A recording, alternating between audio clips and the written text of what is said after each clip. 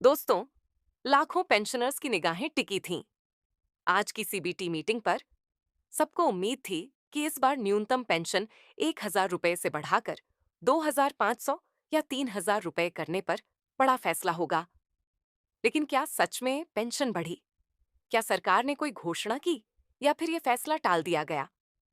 आज की बैठक में कई बड़े निर्णय लिए गए हैं जो हर ईपीएफओ सदस्य, पेंशनर और नौकरी पेशा व्यक्ति को जानना जरूरी है। पूरा सच जानने के लिए इस वीडियो को अंत तक जरूर देखें, क्योंकि आगे जो जानकारी है वो सीधे आपके भविष्य से जुड़ी है। एक ईपीएफ पैर्टियल विथड्रॉल को आसान और लचीला बनाना। सीबीटी ने ईपीएफ से पैसा निकालने के 13 पुराने जटिल नियमों को हटाकर सिर्फ 3 कैटेगरी में बदल दिया। एम, जरूरी जरूरतें, इलाज, पढ़ाई, शादी। 2, घर से जुड़ी जरूरतें। 3, विशेष परिस्थिति। अब सदस्य 100% तक बैलेंस निकाल सकते हैं। कर्मचारी प्लस नियोक्ता हिस्सा। सिर्फ 12 महीने नौकरी काफी है। और विशेष परिस्थिति में कोई कारण बताने की जरूरत भी नहीं। अब सब कुछ ऑटो सेटलमेंट होगा और कोई दस्तावेज नहीं देना पड़ेगा। विश्वास स्कीम, पेनल्टी कम, केस खत्म। पहले लेट पीएफ जमा करने पर 5% से 37% तक भारी पेनल्टी लगती थी, जिससे हजारों केस कोर्ट में फंसे थे। अब नई विश्वास स्कीम में सिर्फ 1% प्रतिमाह, 0.25% या 0.50% तक भी पेनल्टी लगेगी। 6 महीने तक स्कीम चलेगी और पालन करने पर पुराने केस खत्म माने जाएंगे। इससे नियोक्ताओं का बोझ कम होगा और कर्मचारियों को उनका पैसा जल्दी मिलेगा। घर बैठे डिजिटल लाइफ सर्टिफिकेट, ईपीएफओ और आईपीपीबी साझेदारी। अब पेंशनर्स को बैंक या ऑफिस जाकर लाइफ सर्टिफिकेट देने की जरूरत नहीं। आईपीपीबी डाक विभाग आपके घर आकर डिजिटल लाइफ सर्टिफिकेट बनाएगा। प्रति सर्टिफिकेट 50 रुपए खर्च आएगा, लेकिन ये ईपीएफओ खुद भरेगा। पेंशनर से 1 रुपया भी नहीं लिया जाएगा। ग्रामीण इलाकों के बुजुर्गों के लिए बहुत बड़ी राहत। ईपीएफओ 3.0 डिजिटल ट्रांसफॉर्मेशन ईपीएफओ अब बैंकिंग की तरह core banking plus cloud system लाएगा। इससे पीएफ ट्रांसफर, क्लेम, निकासी सब तेज और ऑटोमेटिक हो जाएगा। मल्टीलिंगुअल सर्विस, एपीआई आधारित मॉड्यूल, पारदर्शिता और 30 करोड़ से अधिक सदस्यों को बेहतर सेवा। यानी भविष्य में ईपीएफओ में लाइन नहीं, सिर्फ ऑनलाइन। 4 नए पोर्टफोलियो मैनेजर्स की नियुक्ति। ईपीएफओ ने 4 प्रोफेशनल फंड मैनेजर चुने हैं जो अगले 5 साल तक पीएफ का पैसा निवेश करेंगे।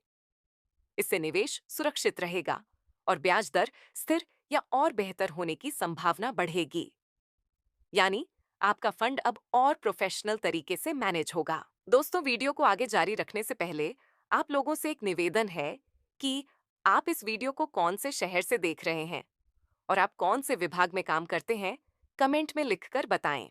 डिजिटल मॉड्यूल लॉन्च री इंजीनियरिंग, रिटर्न फाइलिंग, ईसीआर। नियोक्ताओं के लिए 4 स्टेप आसान प्रक्रिया। यूजर मैनेजमेंट मॉड्यूल, नया ऑफिस बनाने और सिक्योरिटी में सुधार, ई ऑफिस V7। फाइलें तेजी से प्रोसेस, कम समय में निर्णय। स्पैरो, अधिकारी कर्मचारियों की परफॉर्मेंस रिपोर्ट ऑनलाइन और पारदर्शी। पीएम विकसित भारत रोजगार योजना, पीएम VBRY, 99,446 करोड़ की सरकारी योजना से 3,50,00,000 नई नौकरियां बनेंगी 2025 से 2027। ईपीएफओ इसे लागू करेगा। पहले महीने में 69,098 कंपनियां और करीब 6 लाख नए कर्मचारियों को फायदा। 16.78 लाख यूएन फेस ऑथेंटिकेशन से जारी हुए तकनीक का शानदार इस्तेमाल। भारत को global social security award, Bharat को दुनिया में सबसे ज्यादा सामाजिक सुरक्षा विस्तार के लिए अवार्ड मिला। 2015 में 19% आबादी कवर, 2025 में 64.3% आबादी कवर। इससे भारत को आईएसएसए में सबसे ज्यादा वोटिंग पावर भी मिला। ईपीएफओ बना आईएसएसए ब्यूरो सदस्य। पहली बार ईपीएफओ सीधे अंतरराष्ट्रीय स्तर पर नीति बनाने में शामिल होगा। दूसरे देशों से सीखना, अपनी नीतियां मजबूत करना और डिजिटल सेवाएं बेहतर करना। ईपीएफओ बना आईएसएसए ब्यूरो सदस्य पहली बार ईपीएफओ सीधे अंतर्राष्ट्रीय स्तर पर नीति बनाने में शामिल होगा। दूसरे देशों से सीखना, अपनी नीतियां मजबूत करना और डिजिटल सेवाएं बेहतर करना।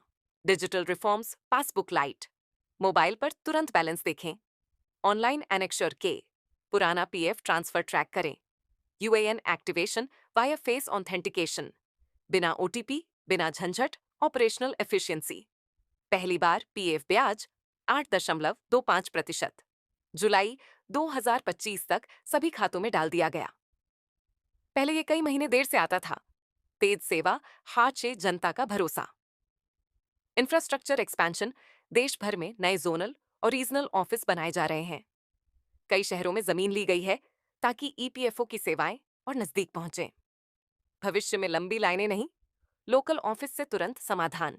तो दोस्तों, 13 तारीख को दिल्ली में सीबीटी मीटिंग में हुई फैसलों के बारे में डिटेल्स में जानकारी दे दी हूं। और मैं आपको बताना चाहती हूं कि इस मीटिंग में पेंशन वृद्धि को लेकर कोई बड़ा फैसला नहीं किया गया। बहुत सारे लोगों को अपेक्षित था। पेंशन भोगियों और ईपीएफ मेंबर्स का दिल तो टूटा ही है, साथ ही साथ फेक न्यूज फैलाने वाले बहुत सारे यूट्यूबर्स के दिल भी टूटकर चकनाचूर हो गए हैं।